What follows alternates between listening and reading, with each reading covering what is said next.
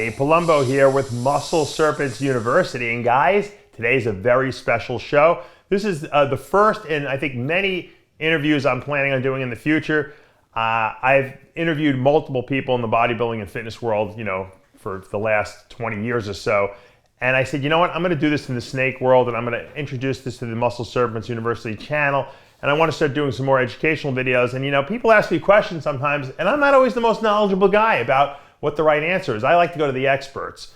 And a recent request of me has been how to breed Burms. Dave, tell us how to breed Burms, what the best way to do it is, what the best methodologies are. Give us some of the history of Burms. And the truth is that I really just got into breeding Burmese pythons. Last year was my first clutch I ever had. Always loved the snakes, never really had a chance to breed them.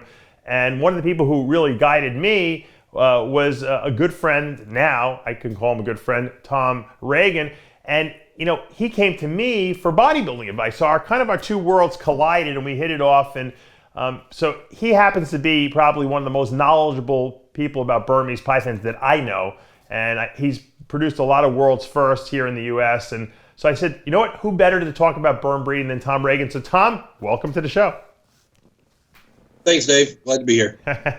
Now, it's funny, Tom's in a gym. He's sitting in a gym where he works now, which is ironic because he went from a snake breeder to the gym. I'm a gym guy who's going to the snakes, and like I said, our worlds kind of enmesh with each other. Yeah, exactly. Now, Tom, you've been doing this, or you've been breeding snakes, especially Burms, for probably longer than most people have been alive. What first got you interested in that particular species? Because, it seemed like Burms were cool 20 years ago, and then kind of everyone moved into ball pythons and boas and stuff like that, and the Burms were kind of left behind. You kind of never really abandoned the love of Burms. I want to say I've been doing it for 27 years.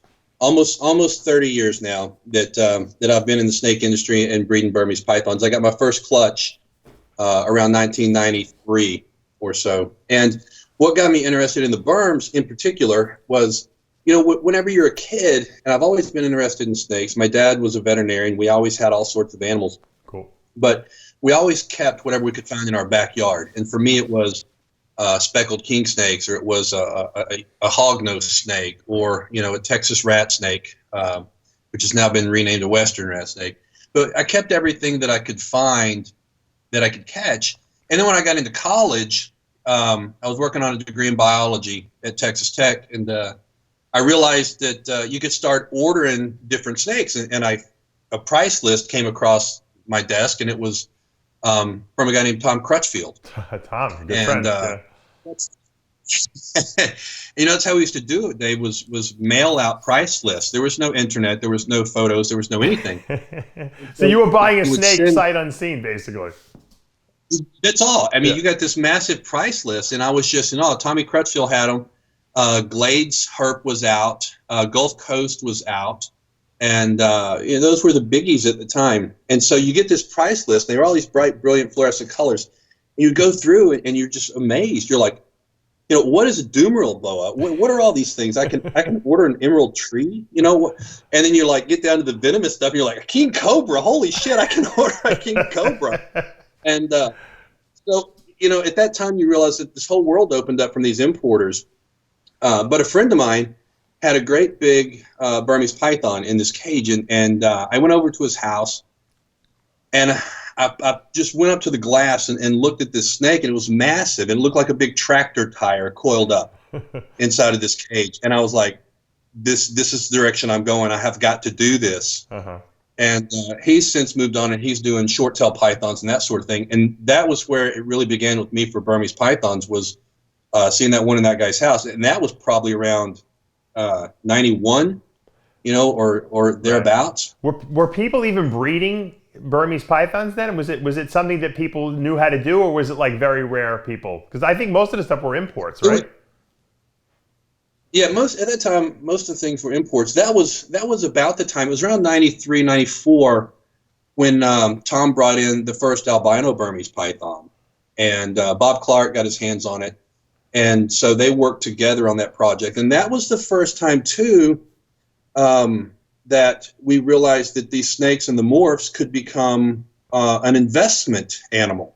Until then, it was just, you're getting animals for $35 or $40, just whatever, it didn't matter. But there was no real investment value in these animals. Sure. And then Clark comes along and he throws out these albino Burmese pythons, just starts selling them for $5,000 a piece, and we were like, what? What happened? And he was just he was like, I wonder what, would people pay money for this stuff? Right. And it worked. And so, Bob's a lot of things, but he, you got to give him credit for really starting the investment potential of these animals at that time. And then Eugene Bissett came on board with the green tree pythons, and a lot of guys were coming on at that time. But until then, most of it was imports, and we had to kind of feel our way through, husbandry with all these different animals. Right. When short tails started coming in, they were really hard to keep, and they died of respiratory infections, that sort of thing. Same thing with Brazilian rainbow boas. Everything was imported at the time, and we were just kind of feeling our way along. Boas were coming in, and they were stargazing, and hog islands were being imported, and it took us 10 years to figure out how to keep all these different. Sure. But that's when breed really took off, was the mid 90s. What was the first Burm you bought? It was normals. I tell you what, the first pair I got, though, with the intention of breeding, was an albino male and a het female. What did that cost you? When you bought an albino and a het for albino female, you were all set. At that point, you were gonna produce some albinos, and you were top dog. So like I say, that was around 93. And what did those cost? The first ones you bought? What's that? How much did you pay for that first pair? Probably back then, $500 to $750. Oh, so you waited a little bit. You waited. You didn't buy the initial ones that were out there.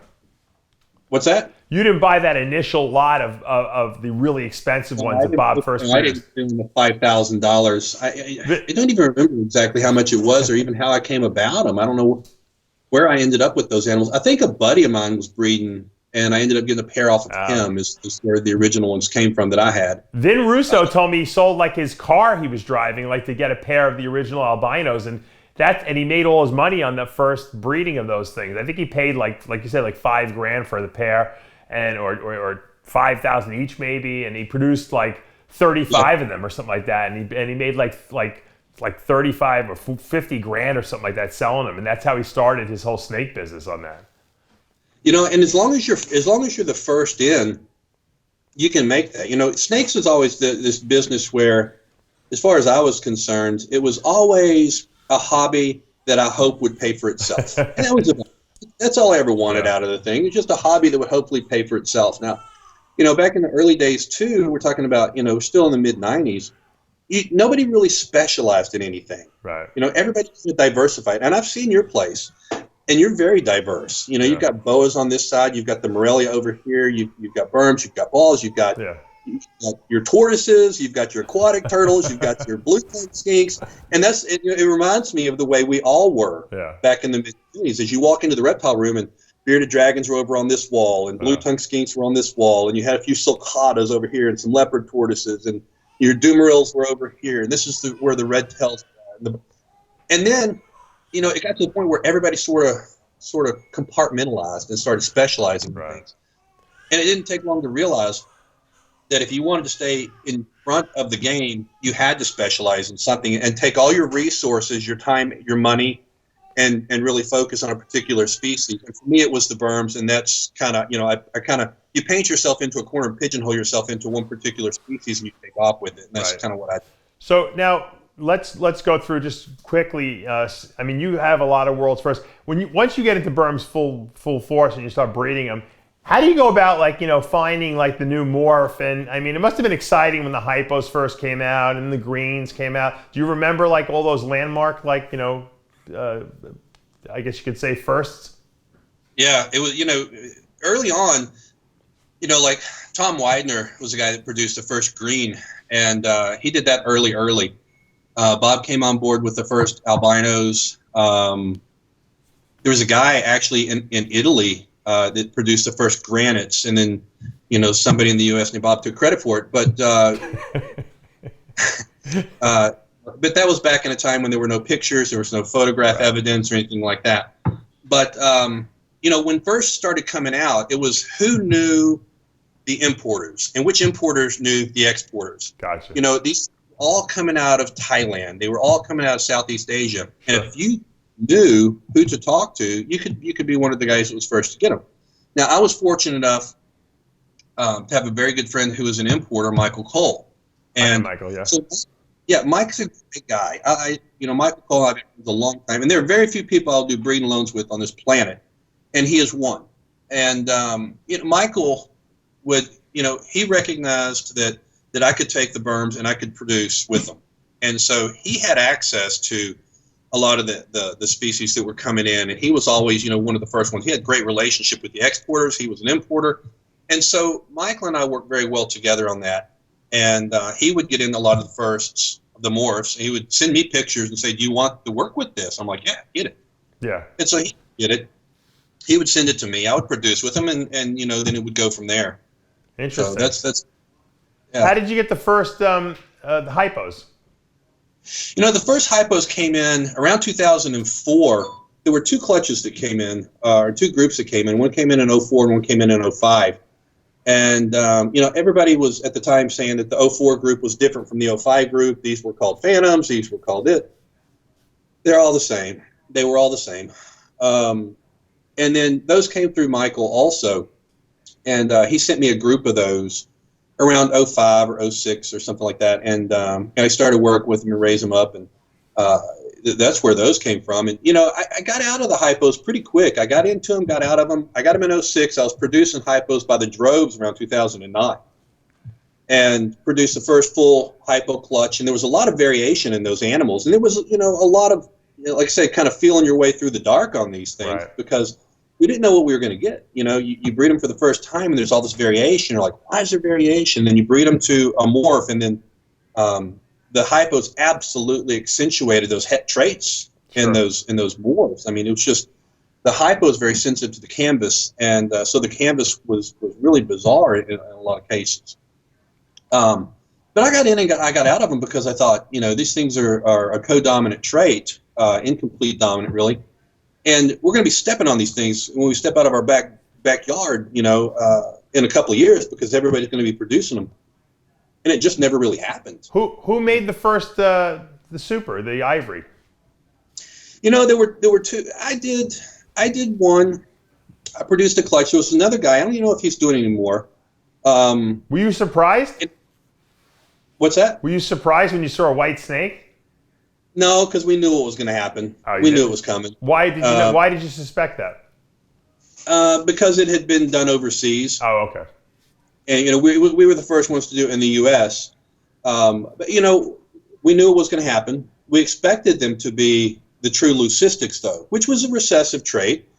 But we thought, okay, it's going to these two hypos together are going to make a leucistic, and it's a form of leucism. And I don't want to get into the semantics of that. But it's officially an ivory because what we named it because of it's not a true leucistic. There's still a recessive trait out there in the Burm that will make a solid white, bleach white snake. And there have been a couple that have slipped through the U.S. and through a couple of people's hands. So I was always careful not to call it a leucistic because there is still a true leucistic out there. Are you saying that there's like a fire and a super fire? That is correct. Wow. How come no one has really isolated that off? You don't really hear about those, per se.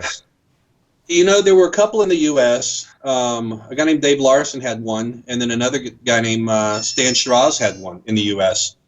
And there were hets that were made from those, and I got my hands on one of the hets, a het male. That's all I had was a het male.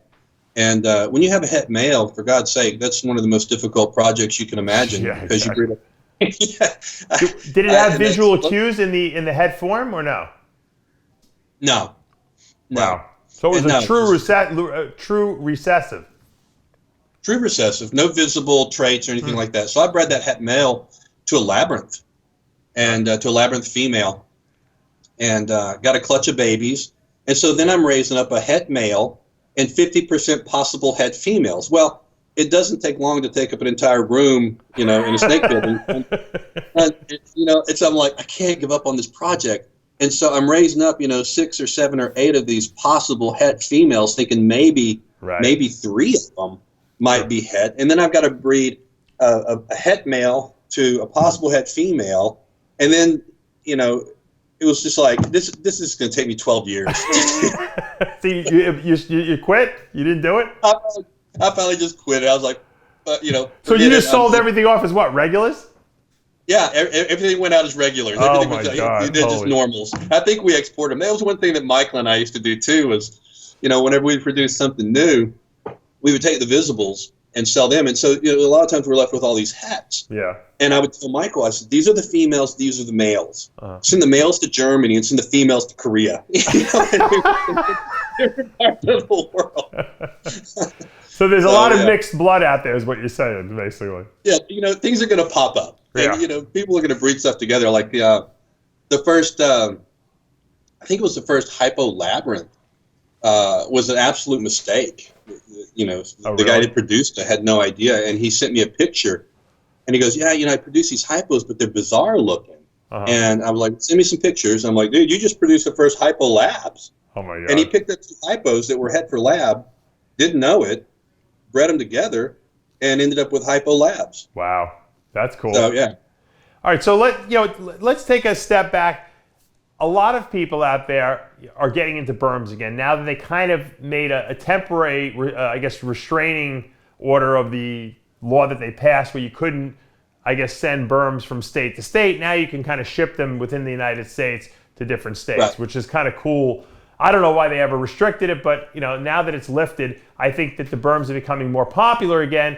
Everyone seems to want to be getting back into them because let's face it, they're gentle giants. They're big, huge snakes, but when they get older, they calm down. They're like dogs almost. They're very, very tamed. Yeah, you get your temperamental one once in a while that doesn't want to be touched, but by and far of the big snakes, they seem to be the at least in my experience, the most handable ones, and the ones that are going to be the least likely that you're going to get bit in the face by, right?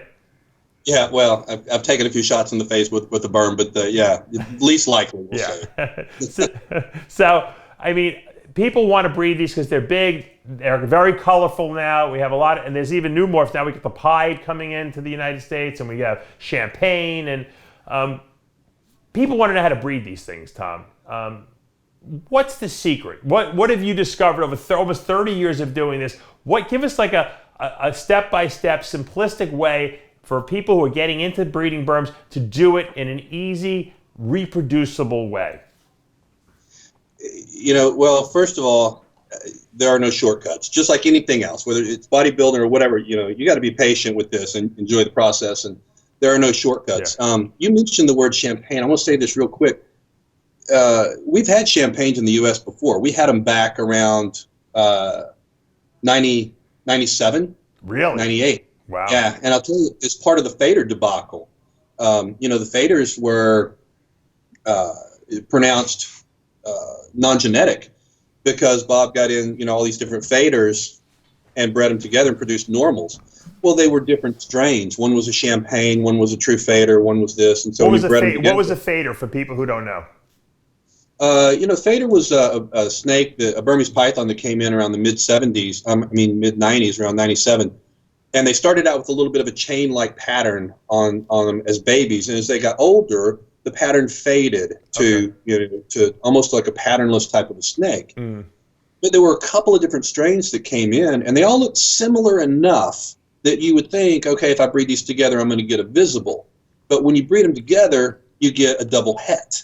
Oh. It doesn't mean it's genetic. It means that you've got 2 strains, just like the caramels. You could breed caramel A to caramel B, breed them together, and you get normals, and you go, well, shit, caramel's not genetic. No, it absolutely is.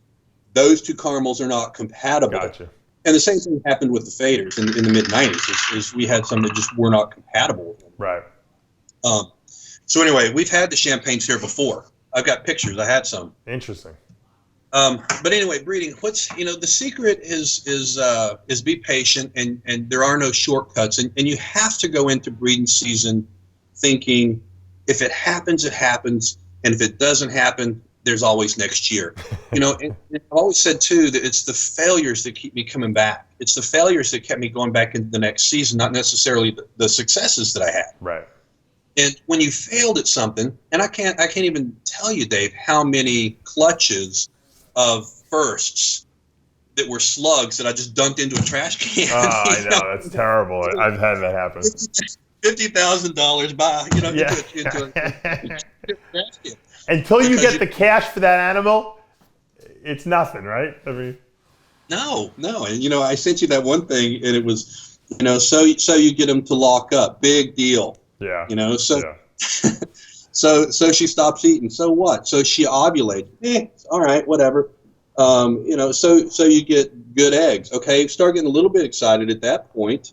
You're still in the scary period, and then after 7 to 10 days, and you can start getting a little more excited about it. But you have to go into it thinking, I might end up with nothing. It's just the process that you have to be in love with. You have to be in love with the process of doing it, not just the reward. It's just like bodybuilding. You have to be in love with the process of getting to the stage, not getting the trophy when you get there. Sure. But an easy way, and this is the way I've always done it, is I use the holidays. It's my holiday. And I wrote this up probably 15 years ago. I put it in a forum, and some people have used it. But I use the holidays as my reminders as to what to do. Mm-hmm. So I use Halloween. Okay. Halloween's the first holiday I use in my breeding cycle. Halloween, I stop feeding. And then Thanksgiving, I start cooling. And then Christmas, I put them together. And then January is usually when the magic happens. You get ovulations in February, and you're on target. And when that happens, my females will usually ovulate within a week of one another, and they'll usually lay within a week of one another. And it's a gift, and it's also a curse, because you deal with it all at one time, but your incubator's overflowing, and you got 400 baby mouths to feed because they're all hatching at the same time too. Yeah. Only good thing about Burms is they eat really well when they're babies, unlike carpet pythons and some of the other species that are a pain in the asses when they're born.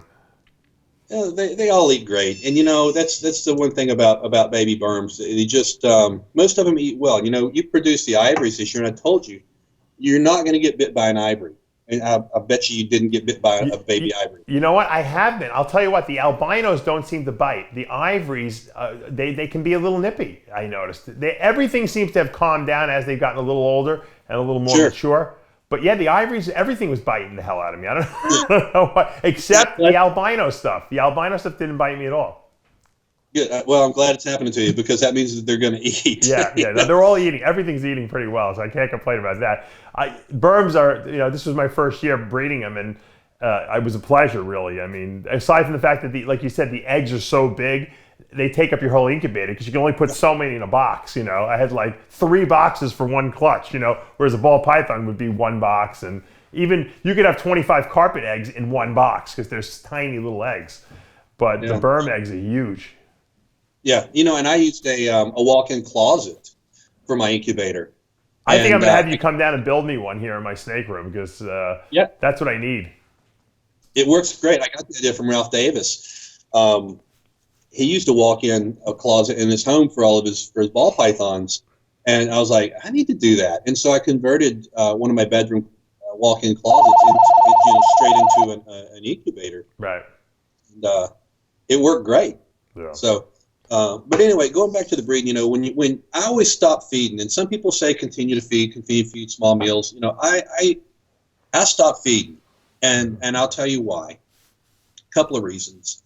I make sure that they have decent weight, of course. I'll stop feeding for a couple of reasons. One, I don't want my males going into a shed cycle in December or January. Okay, once you start cooling them, and when I say cool, just a few degrees is all it takes, just a little bit of a trigger. What number are we looking at degree-wise? What's that now? How low? Give us a temperature you usually bring them down to. 81. Okay, that's still pretty high in most people's snake rooms, because most people keep ball pythons with their Burms or stuff like that. And that's another reason, you really kind of have to specialize whenever you're keeping everything in one room. I know people that had retics and Burms in the same room, and their Burms would always get sick because they're dropping the temperatures down to the low 70s, for the retics, and so the Burms are getting sick. And so, like, who was it? Jeff Wilson walks into my Burmese python room.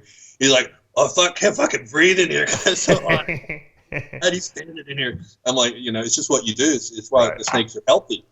And I usually keep my Burm room, 87, 88 degrees. That's hot, yeah. It keeps it nice. And I've got a breeze going through there. I open the windows, keep a breeze going through. At night, I'll let it get down to 84, but I keep them warm. And then when I'm cooling, I'll let it get down to about 80 or 81. And if I don't see a lot of activity, I'll drop it down to 78. Right. That's as low as I'll go. That's as low as I'll go with them, 78 degrees. And at that, I'll even have their hot spot still turned on one side of the cage. That's what I was going to ask you. Yeah. You leave the hot spot on? Yeah, I'll leave the hot spot on. I never pull hot spots on anything. Ball pythons, boas, I always give them the ability. If they want to thermoregulate, they got some heat there because I think that saves them from the respiratory. It does. And you know what? Those girls know what to do. Yeah. They know when they're supposed to be where. And they're not going to hug that hot spot if they feel like it's time to breed. And you're simulating, inducing a breeding season, basically, is what we do. With a photo period too, because you reduce the photo period, you bring down the temperature slowly, and you're inducing that cycle, and they'll stay there. Whenever it's time for them to really start developing follicles, they're going to move to the cold side of the cage. That's you watch those snakes too, and after doing it for 30 years, I can watch them and know what they're doing. I can watch them and see where they're at in their cycle based on what the female is doing and where she's at in the cage. And then after she ovulates, she's going to coil up on that hot spot and be, as tight as she can be usually. So you just keep an eye on them. Right. Now what is there any disadvantage of putting a male in early, or, is it just, you're kind of just wasting the time, basically? You're wasting your time. The females are the ones, just like humans, the females are the ones that decide when it's time to breed, not the males. And, you basically have to cycle the female. She has to be receptive. She has to be ready. Now, I'll tell you, too, the second reason why I don't feed during breeding season. First of all, I don't want my males going into a shed cycle, because whenever you reduce that temperature even just a few degrees, they could stay in shed for 2 weeks. Wow, okay.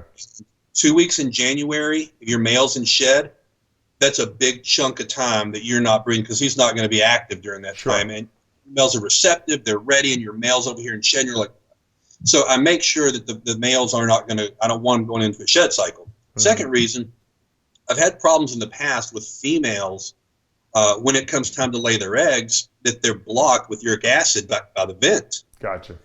And so I try to make sure they're clean and they're passed, because, females will be, they're trying to lay those eggs, but there's a big chunk of uric acid that's back there by that vent, and I've had to get in there and actually palpate out that uric acid, and then those eggs will come on out.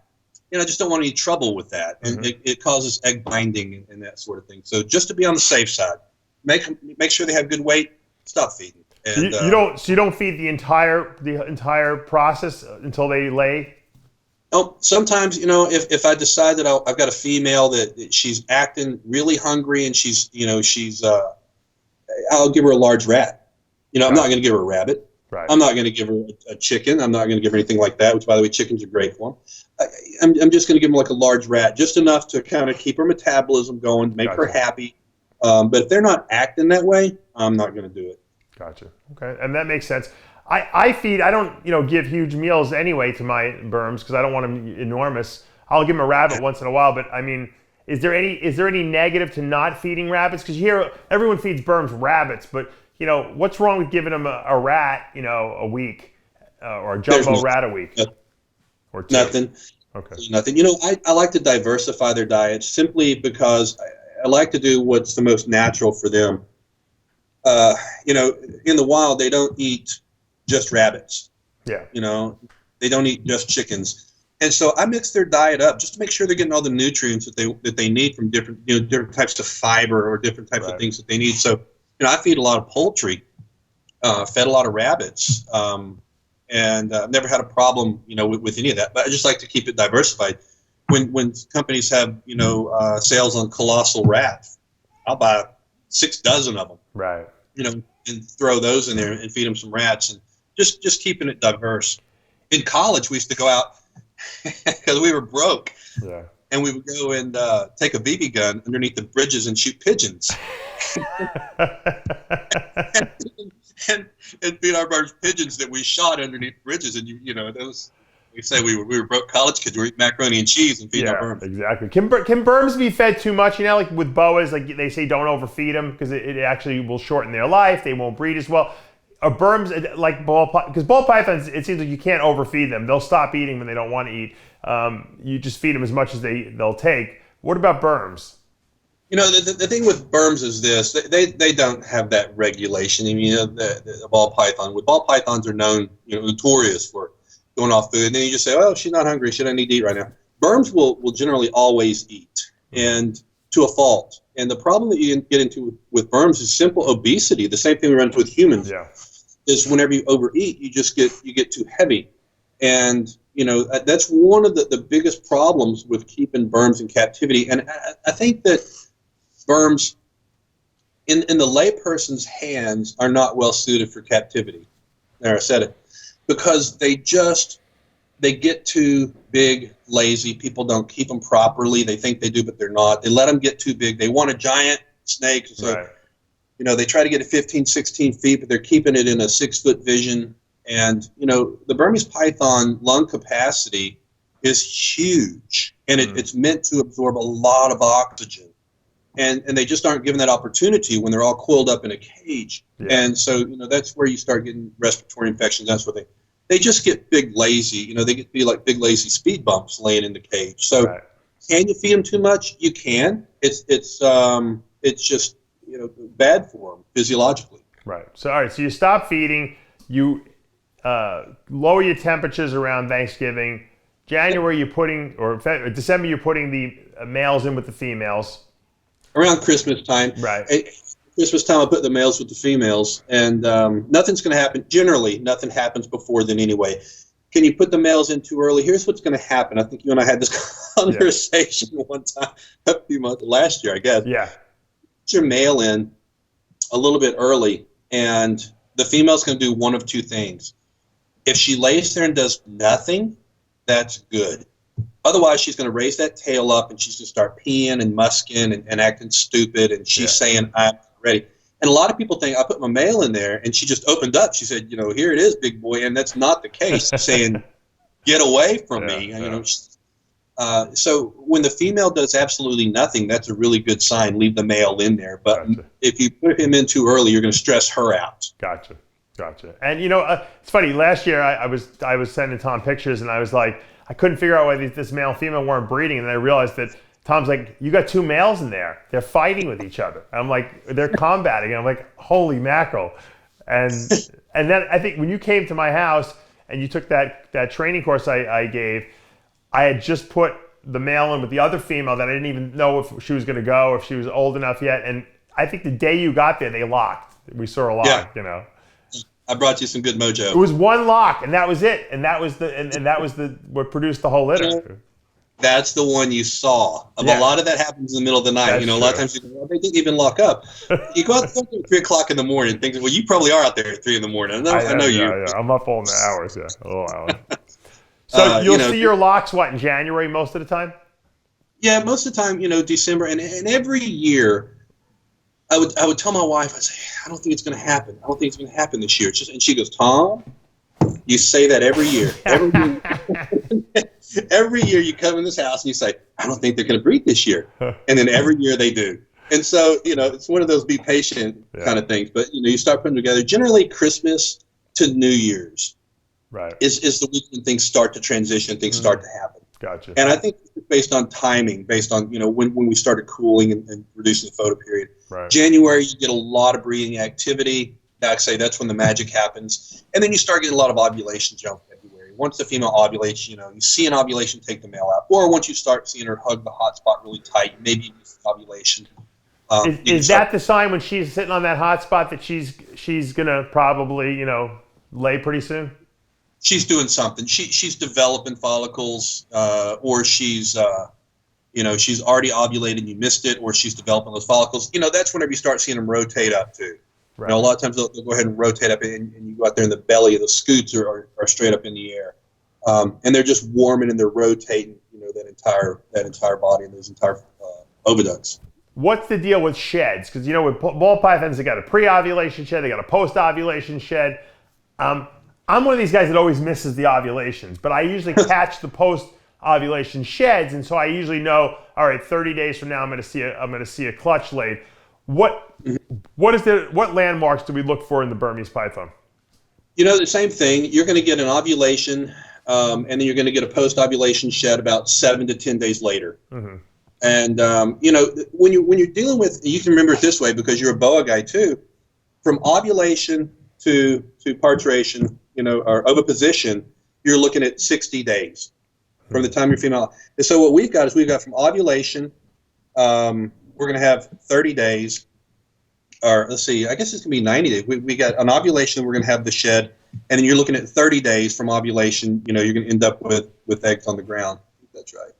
And then you got 60 days for the hatch. Yeah, 60 days. So with your boas, you're probably looking at 90 days from the time you see an ovulation until you see babies hit the ground. So it's the same. Yeah. It's just the eggs are inside rather than, we get the eggs rather than the mama taking care of them the entire time. Right. So you're looking for that post-ovulation shed, and if you miss the ovulation, you're going to get that post-ovulation shed. And one great way to document everything these days, which we never had before, was our cell phone cameras. We used to have little 5x7 cards or 3x5 cards stuck in the glass. Yeah. You have to put it on, you have to write down every observation that you had. And all your observations, put them back in there and pull them right down.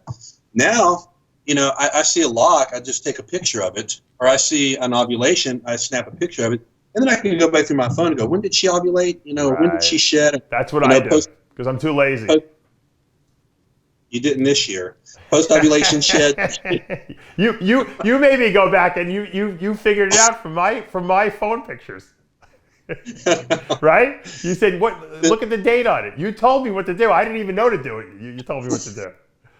Because I did take a picture. It's okay. Just let's go over real quickly what happens. Because what happens is, there's an ovary inside this Burmese python that has follicles in it, which are the progenitors of eggs that start to develop and get bigger. Okay, at some point they all line up and they want to leave the ovary and go into what we call the oviduct, which is where the sperm theoretically is waiting for them, assuming that the snakes have been breeding. So when ovulation occurs, these follicles go into the oviduct and they line up in there, and that's where they get fertilized. Correct? Am I correct? That's correct. Yeah, okay. That's when the ovulation happens. So when the ovulation happens, is when follicle eggs are leaving the ovaries, heading into the oviducts, and they're going to line up where the sperm is waiting for them. That's whenever if you use multiple males, there's a lot of theories on the first male in is the one that breeds, last male in is the one that breeds. You just never know. And because I heard that sometimes some sperm can kill off other sperm, right? They fight with each other. Is that correct? I don't know that that's possible. I don't know that they do battle in the oviducts. I don't know that that's even possible. I would think that maybe some may have a different acidity, which would hurt the other ones. I don't know. I've never heard of that. Have you had clutches with multiple fathers? No, I never have. I know people have, but in 30 years of doing it, I've never had multiple dads. It's always very obvious which male is the father. I've never had that happen to me. Right. So if you catch an ovulation, this is the important thing I want to get through. It's ridiculous to put a male or keep a male in after the ovulation because nothing's going to happen. There's no more fertilization going on at that point. No, and your female's not going to be receptive at that point either. Yeah. I mean, she's done, and nothing's going to happen after that point. And to that point too, there was one breeding that I had. I think it was the first hypo greens that I produced. I think we have a picture of those too. What's that? I think we have a picture you sent us of the first hypo green you produced. Yeah. Yep. And the hypo greens, there was a hypo female, and I was trying really hard to breed a hypo male to her, and I was breeding a hypo male, and they were locked up. And it was a hypo het green female, actually. And I was breeding another hypo male to that female. And I saw them locked up, 10 or 12 times, just going at it every single day. Yeah.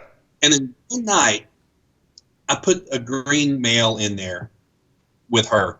Never saw them locked up. And after I did it, I thought, you know what? I don't want to do that. I don't want to make those. I want to make the ivories. I want to make it was ivories. I want to make ivory green, ivories, heifer green. And so I went in there the next day and I pulled the male out. Yeah. And never put him back in there ever again. And went back to breeding that hypo male and saw breeding after that too. Okay. Well, whenever the clutch hatched, it was that one night with that one male that was the father of that clutch. Even though, of course, that's always the case. And afterwards, I was glad it happened that way. But I saw breeding activity before. I saw breeding activity after. He was in there one day, and he was the father. He got in first, basically. So, therefore, it totally debunks the theory: first man in or last man in. And that was not the case in this situation. There were multiple breedings before him, and then multiple breedings after. Sometimes it's the strongest sperm also that get the job done. So when right. you get the clutch laid, okay, you put them in the incubator. Obviously, what do you incubate your eggs at usually? Normally I keep them about 90 to 90.5. Oh, really? That hot? Really? Yeah, I do. I keep them that hot. I've never had any problems with that. Now, granites are the only exception. Granites, you can end up with some kinking in the granites if you incubate them, above 90 to 90.5. I think the granites are from a little cooler altitude, a little lower, or a little higher range probably than some of the other morphs, because also the granites seem to have less problems with respiratory issues, which means I think that they've evolved to a cooler climate, right, even in their native territory than some of the other morphs have. But I incubate at 90 to 90.5. I've even been guilty of getting up to 91. Well, they come out earlier, 3 or 4 days, something like that. I just have never had a problem incubating at 90 to 90.5, so I keep them there. 89.5, 89, you're still in the quite safe range. 88.5, you're still quite safe, but I always do 90. I did 87 because that's when I do my ball pythons. I always do my ball pythons a little less heat because I find I get better results. It takes longer for them to hatch, but I get better results. And I had my berms in there, but then again, they were all granite, so maybe that's why I didn't have any problems. I don't know. Anywhere in that range, nature's not perfect, right? And neither are we. And so, I think that mom, she'll loosen up and she'll tighten down, and she'll loosen up and tighten down, and sometimes it rains and that will cool them off a bit. Yeah. So, you're going to get that fluctuation in there. One thing that I would say though too is, make sure you got a generator or something for that incubator, because dealing with some of the animals that I've had, I may have $20,000 worth of animals in an incubator. Absolutely. And power goes out. Still in March or April, I would get eggs sometimes early, and we would still be in third. We still get snow sometimes. In where March. you are especially, it's not good. Yeah. It's April. We still get some snow, and so if the power goes out, my kids are inside like this, inside the house. The snake building's toasty. Yeah. Exactly. I just kept the incubator walking. I never had a problem with that. Yeah, so my snake building and both my buildings actually are on generators. And in Florida, the problem is that everything gets too hot. I mean, you can get 90-degree days, 95-degree days. That'll kill your eggs too. So I gotta have the AC on sometimes. But it's interesting. So once the eggs hatch, okay, I tend to do this with boas. And with ball pythons, I put the boas actually into the incubator after they're born until they do their first shed. And I did that with the berms. I kept them in the incubator until they shed first because I feel like they absorb their yolk sac better. Is that a practice you ever did, or do you take them immediately out and put them in their own tubs? I leave them in there for a couple of days. And the reason why I do is whenever I incubate, I'm old school. And I incubate in vermiculite, and I don't put down trays or anything like that. I just dig a little area, make it real natural. And so, after a day, they start getting vermiculite stuck to their face. Yeah. And so I usually leave them in there until they come out all the way, until they start to pile up in the corners and that sort of thing. And then I'll go in and pull them out. And they all go in their own individual tubs, in a rack. But I've got heat tape on the back of the rack, little shoebox. Right. They feel safe there. And the heat tape's normally set at 90 or 91, so they stay nice and toasty. And I don't leave them in there that long, just because they disturb the other ones too. Some are trying to come out. I've had haven't had them come out and then go back in somebody else's egg. It just caused problems. How long do you wait to feed them? I don't, when you get them out, and that yolk sac is still, you can still see the yolk sac is large in there. If the yolk sac is just huge, and you can still see where their little belly button is at, and it's not completely healed up, I'll wait. I don't have a problem trying to feed them before their first shed. Real. I never had a problem doing that. Something small, just to get that metabolism going. Do they need it? No. The yolk is certainly enough nourishment to carry them through that first shed. I have never seen any harm in trying to get them to take a small meal before the first shed. In fact, I've always seen them eat, without any issues. They'll eat fine without, it almost stimulates their eating a little bit, I think, if you get them before their first shed. So if they act hungry, I'll stick a pinky in their mouth. Gotcha. All right. I mean, that makes sense. I don't think Burms are pretty easy. Once you got them born, and they take food pretty easily, I find. I don't think that's the problem. It's usually the process leading up to that, which you gave us a great timetable, the holidays, which is awesome. Use it. It's a great way to remember it. Yeah. Now, before I let you go, you got to tell this one story, because this is a disaster story that, you almost don't believe that it could possibly happen to you, but you had a tornado go through your facility and destroy a building. And literally, I'm going to put pictures up. I see vision cages sprawled all over your yard, which I have to imagine there were probably snakes all over the yard. And I'll talk about it now. It took me a long time to be able to talk about this, Dave, because that was the end of the Ultramel project. Oh. What was the Ultramel? I never even heard about that. The Ultramel was a caramel that was a darker caramel. It was I had a mother and her son, and they died in an F3 tornado. Oh my God. And you talk about a kick in the nuts. I mean, this was a terrible, terrible time for me. And I had 2 snake buildings at the time. We got hit by an F3 tornado. And I didn't talk about it at the time because we were going through all the legislation, and that sort of thing. There's one thing that, a few things you just can't control. And one of them is, hurricanes are coming. You guys have standard. Yeah. If you're in the path of an F3 and F4 tornado. And, that's what happened is I got hit by a tornado. And it threw vision cages all over the place. I was finding vision cages, half a mile from my home still. Half a mile? Holy mackerel. Yeah. And so, but here's what's going through my mind, and it's kind of funny, but it's not. Is I live in small town USA, population 2,000. I live on 5 acres and secluded. And I try to keep my hobby to myself because people run me out of town like I'm Dr. Frankenstein if they know this. Exactly. And so you try to educate people, and you don't know whether you strike fear in them or whether you're actually educating them at the same time. But we got hit by a tornado one night. It was in 2015. And I told my wife, I said, I walked outside on the porch and took a spotlight and shined the spotlight where the snake buildings used to be. And it was flat. Oh my God. I could see the field beyond our, and I was like, holy, and I said, I got to go. And she said, they've said there's another tornado behind this one. And it was lightning and thunder, it was terrible. And at that night, I was prepared to die for this. And I said, I swear, Dave, I said, I have got to go do this. And she said, you're going to die. And I said, so be it. I cannot be the guy that tanks our industry. Right. Well, the Burms went.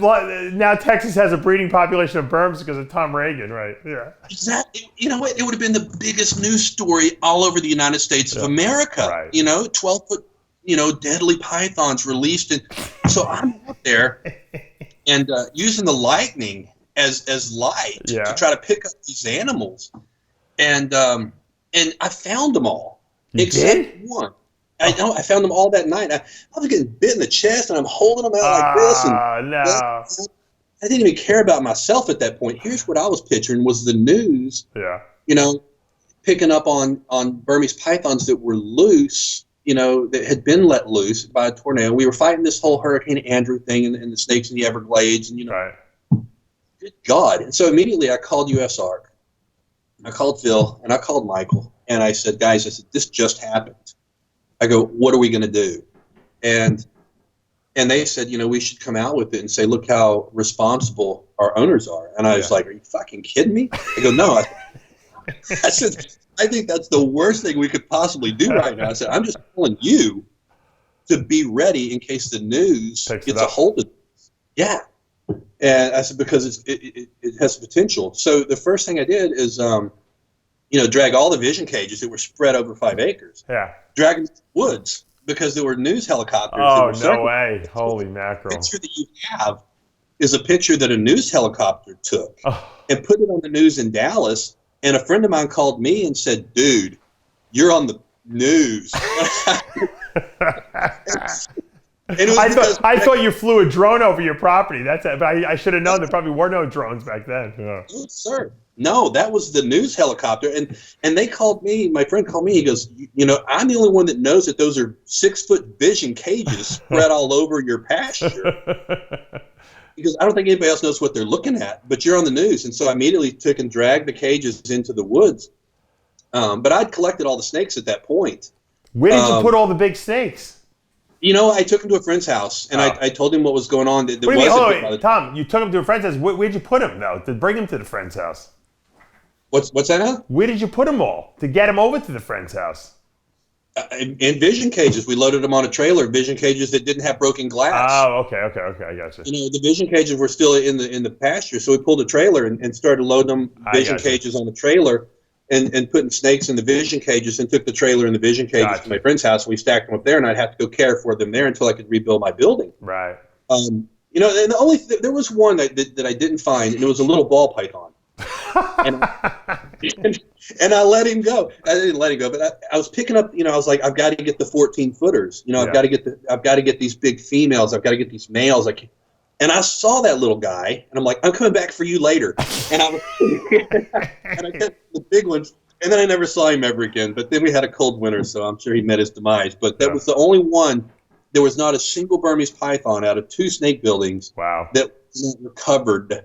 After I got hit by that tornado. That's crazy. Did you have? I hope you had insurance on that building.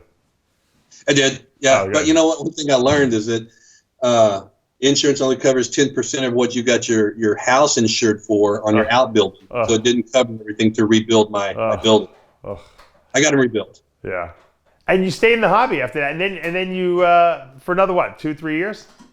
Yeah, that was 2015, and I stayed in it until probably 2018, and I still had.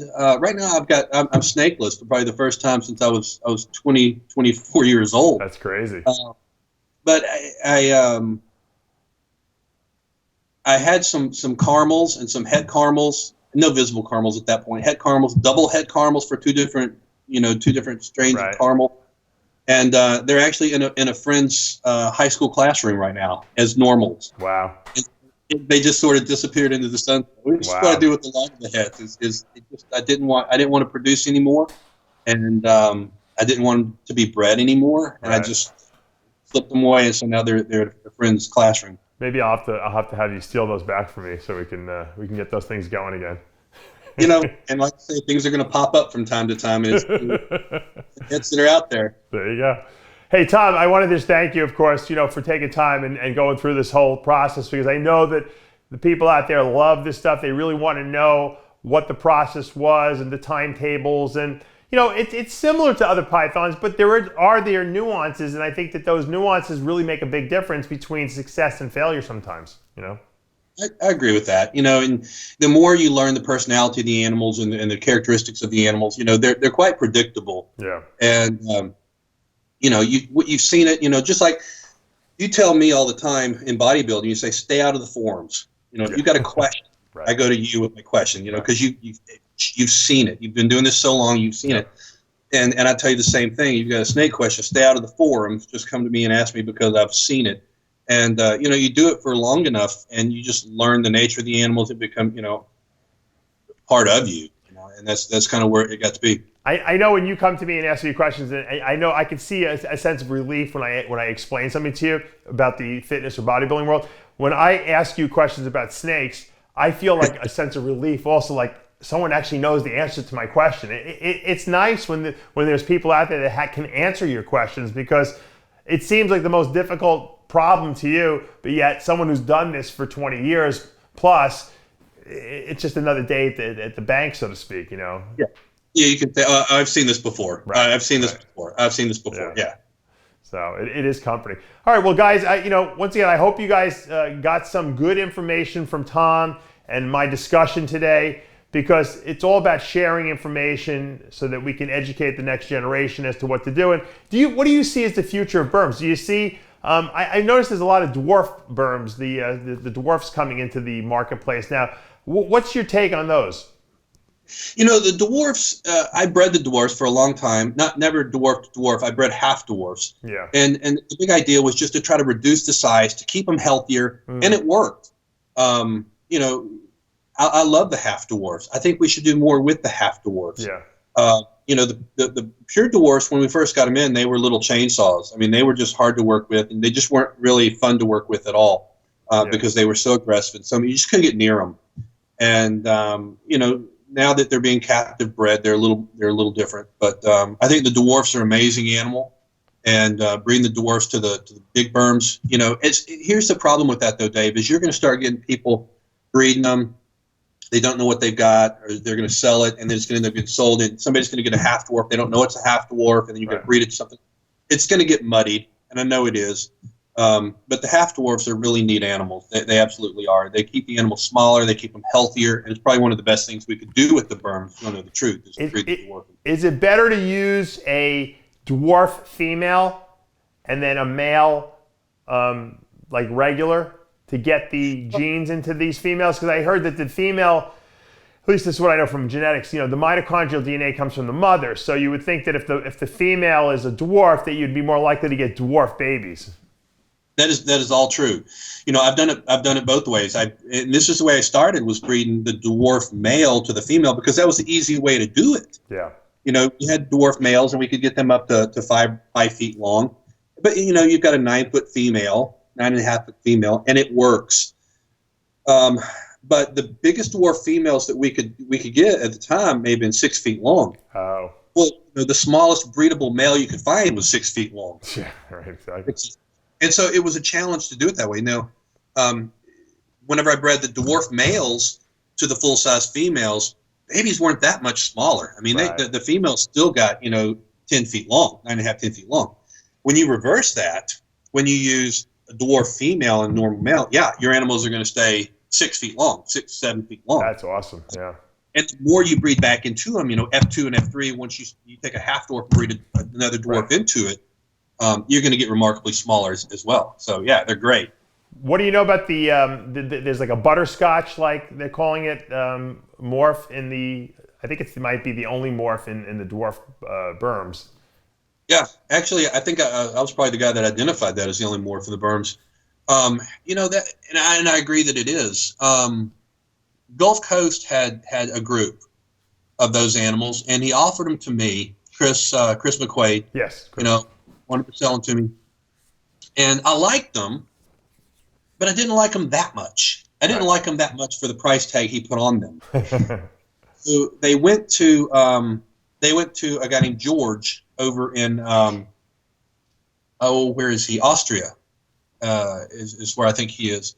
And so he's been working with them over there. Now, George had a fire at one point, or something malfunctioned in his snake room, and I don't know if he's still working with them or not. He's a friend of mine. I'll reach out to him and see. But I started. There's a guy, Jay Gonzalez, who has them. I know. I think here, who's been breeding them. If he's got them here, then he got them back from somewhere. Gotcha. I don't know how he got them. But what about the projects you were working on, like the ones to get the mainland morphs into the dwarfs? Has anyone made progress with these half dwarfs at all? I don't know where anybody's at with that. You know, I know where I was at with that. Yeah. I don't know anybody that's still doing it, though. I really don't. You know, the dwarfs, even those seem to kind of dry up for a while. So if there are more now from captive breedings, then that's great. But around 2012 to 2015, there just weren't any available. I mean, nobody could even find the things. What I guess the question I'm asking you is, should people trust? If they see a dwarf berm out there, is it reliable? I mean, or is it kind of a lost snake? and that's the thing too, is somebody will call it a dwarf because they're like it's smaller. Yeah. I would say send it to me and let me take a look at it, because there are certain morphological features in the dwarf, like the head shape's different, with the way the eyes are placed on the head are different, Right. the pattern is different, and I can look at them and go, that's a dwarf. That's not a dwarf. You can. Wow, that's impressive. I've seen enough go through. They just don't look like smaller berms. Right. They just don't. It was divergent evolution, and they went this way. Dwarfs went over here, and the mainlands went over here, and so they look different. But the head shape is the main thing that you look for. The head shape and eye placement on the head. The eyes are rotated more up on top of the head, yeah, and they're a little larger because they're probably like get down, burrow down in the leaf litter a little bit more than the big ones do. Gotcha. Almost like an anaconda. Yeah. Yeah, so they look different. They completely different. They were given their own subspecies, the progshy, probably 10 years ago, and probably rightfully so. You think they're separate species, pretty much, at this point? Yeah. There's enough morphological differences that they do, in my opinion. I think it's the right thing to do. Cool. All right. Well, this was chock full of information. Even I learned some stuff today, and we talk a lot about this stuff. I always ask you questions. So if people want to ever reach out to you, are you cool answering questions still, or are you out of the snake game? I still answer a lot of questions. People still, I don't, I'm not breeding anymore, but I love to talk about berms, and people call me and they text me and they email me all the time. I'm happy to help. I don't take 30 years of knowledge of doing this and pigeonhole it away. I'm here to help people like you. You help people all the time with what we do. And, any time I can help, my gosh, reach out to me if it helps the animals, certainly. Yeah. So you got Facebook and you got Instagram, and some people can, you respond pretty quickly too. So. Yeah. Yep. All right, Tom, that's going to do it for this episode of Muscle Serpents University. The berm special. You guys asked for it. Here it is. How to breed berms. Everything you want to know about berms, dwarf berms. If there's any questions we left out, feel free to put them in the comments below. I'll have Tom, comment on a future show. For now, I'm Dave Palumbo for Muscle Serpents University.